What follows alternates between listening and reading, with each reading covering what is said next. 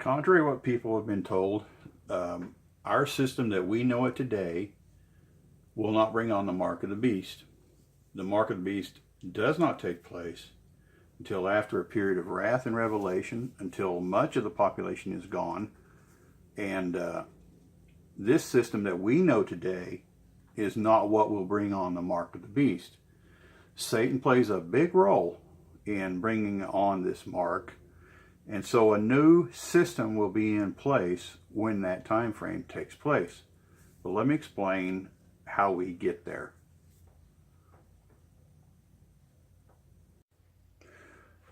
Okay, this is about the mark of the beast, but to understand the mark of the beast, the Bible is very clear about when it takes place. Now, I know there's a lot of movies out there that say our governments are setting up for the mark of the beast now, and people are going to, you have to accept the mark of the beast or else be killed. Listen, if you're killed, if you're killed by accepting the mark of the beast, guess what? You can't be here for any great gathering or resurrection.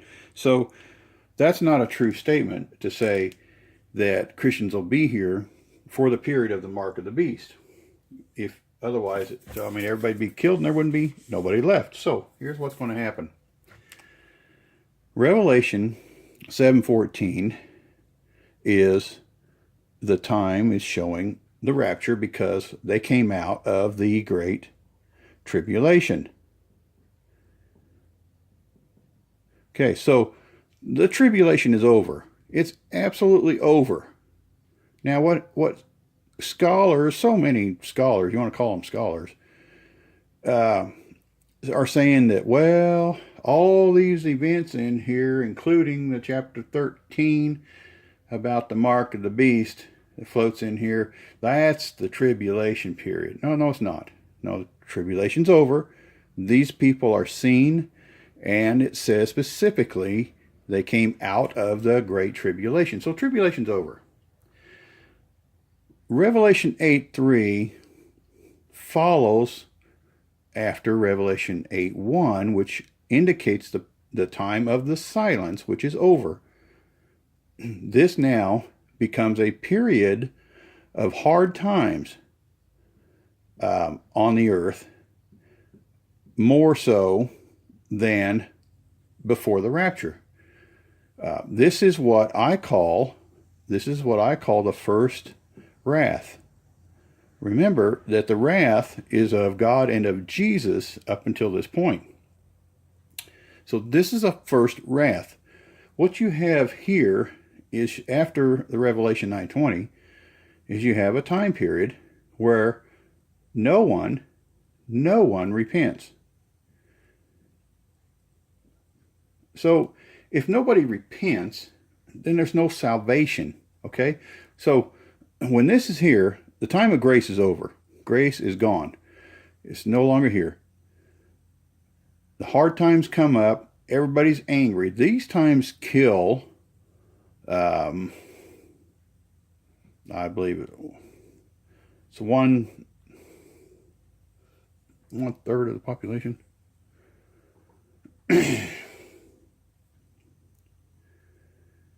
Okay, nobody repents. And what you have here is you have about 1/3 of the population of what it is today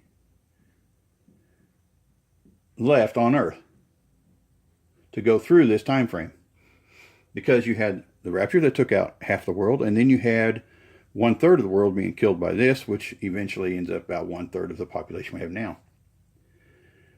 So nobody repents, and these people are called the dead. Why are they called the dead? Well, they don't have faith in Jesus. They weren't taken. They weren't taken when those who were dead taken. They weren't taken when those who were alive were taken, because see, they're dead here, or they will die.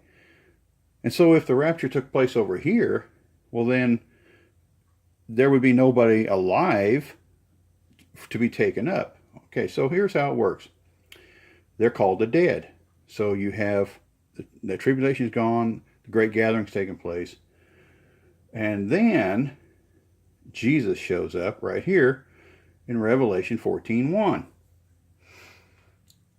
Revelation 14:13 is blessed are the dead who die in the Lord from this point on.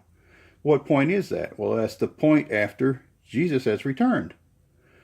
And so the dead, when they see Jesus, when they look up right here and they say, wow, there's Jesus, this thing was real. Their only salvation is not done by faith. Their salvation is done by death. They have to reject the mark of the beast and be killed.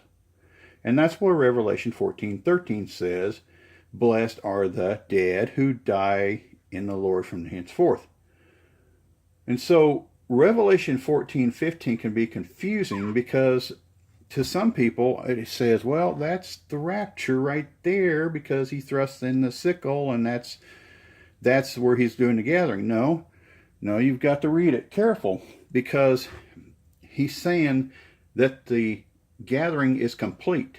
So you have these people who left, then you have all this hard time, people die, and the gathering is complete. So now it's ready for the final gathering before the millennium. Okay. After this ends in the 15th chapter of Revelation, that's when you have the second wrath. And this goes on and kills whoever brought on the mark of the beast and all of that stuff and punishes the world. And that's where a lot of the destruction comes in, the physical destructions of the buildings and the world basically in general. And then Jesus returns later on after that. He's still here. He's here. Jesus is here during this time. But you have the Great Supper, which I'm sure he'll be there. And then everybody comes back to earth. But the mark of the beast, the Bible's very clear. Very clear. The mark of the beast takes place right here, after Jesus returns.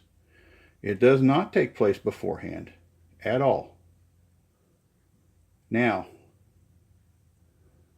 what does it mean in chapter 13 and why? Why does it mention the mark there and not here? Okay, I will explain that. So this goes back to the book of Daniel by some respect, but is not a tribulation period. Understand that Jesus fulfilled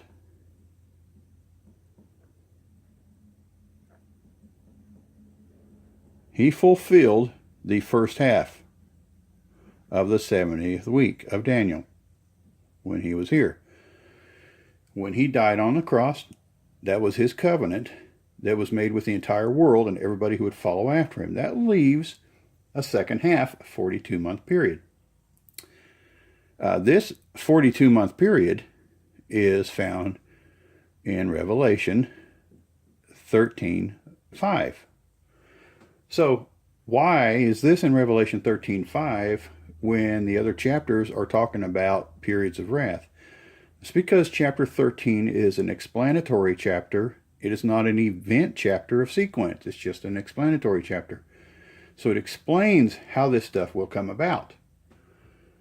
So what happens is Satan then takes control. He makes himself known. The Apostle Paul said that the man of sin will be revealed. Well, that man of sin is Satan. And Jesus even said, when you see the abomination of desolation standing in the holy place, well, that is Satan when he stands up and he will proclaim to be God. Now, does he proclaim to be the God of the Bible? I don't think so, because he proclaims to be a God over all gods, including the God of the Bible.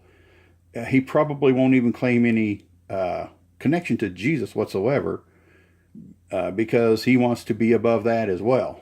So he will probably show up as a God before this takes place. So This takes place, okay, now this is also important because this gives us the timing of the rapture in this event. Now listen, this event does not predate or goes afterward. This is an event of itself explaining something. So the rapture takes place here because Satan has the second 42-month period. So when he shows up, we got about 3.5 years before the rapture will take place and hard times will take place. Okay, so why? Why does this? Because we've got a beast that shows up having 7 heads, okay? All right, but is that the beast that brings on the mark of the beast? And the answer is no, absolutely not. Verse 11, chapter 13:11 tells us we have another beast having 1 head with 2 horns. Okay, why is this important to understand this? Here's what the deal is. When the rapture takes place and the people are gone, the hardships come on. The earth is destroyed, but people have to rebuild, okay? They've got a system in place, and now is perfect opportunity. The population is dwindled. So now's a perfect opportunity to bring in, under the rule of Satan, a new system.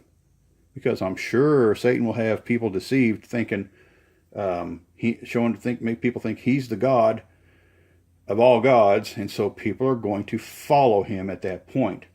This is why it says that everyone who exists will receive the mark. Everyone, because the Christians are gone. So 13:11 through 14:13 is the same event. Okay, so this event takes place when Jesus returns. Okay, and Jesus returns.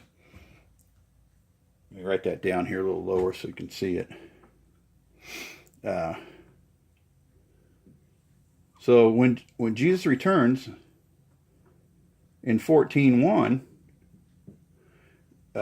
that's when this is ready to go and about to take place. You've got the system here that went into place. You have the rapture that took place then. And now you have 13:11. You have a new system coming into place. Everything's getting ready. They've had enough. They're going to bring on the mark of the beast. And boom, Jesus shows up in 14:1. Okay. When he shows up, that's when people understand, and then they will be killed for rejecting the mark of the beast. But anybody who's not killed, everybody receives the mark. And that's just how it's written. So this is really hard for a lot of people to understand all about the mark of the beast, because so many people have so much stuff going on out there, and stories and movies. But that's just really not what the Bible says. Again, it's prophecy. Try to understand there's a separation between what happens up until 13:11. From 13:11 to 14:1 is a time period that should actually go all the way down to 14:13. This should have been a different book in the Bible all by itself, because it's different. So whoever separated all these and made chapters and verses didn't understand this in order to put it into a different chapter and put it in with all these events.